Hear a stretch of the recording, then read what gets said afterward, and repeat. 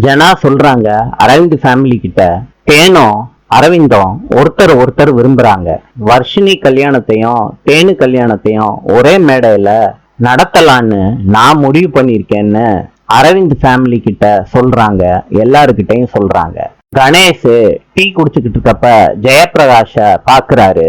கணேஷ் ஜெயப்பிரகாஷ்னு கூப்பிடுறாரு. ஜெயப்பிரகாஷ் எதுவும் கேட்காத மாதிரியே நடந்து போய்கிட்டு இருக்காரு. கணேஷ் ஜெயப்பிரகாஷ ஓடி போய் பிடிக்கிறாரு. அவர்கிட்ட சொல்றாரு, நான் இவ்வளவு கத்துறேன், கேக்குதா கேட்கலையாயா?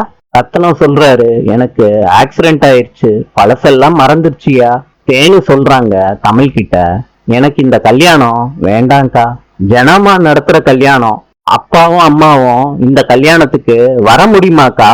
தமிழ் சொல்றாங்க, உனக்கும் அரவிந்துக்கும் கல்யாணம் நடக்கும். அதே நேரத்துல அப்பாவும் அம்மாவும் உனக்கு அர்ச்சதை தூவி ஆசீர்வாதம் பண்ணுவாங்க.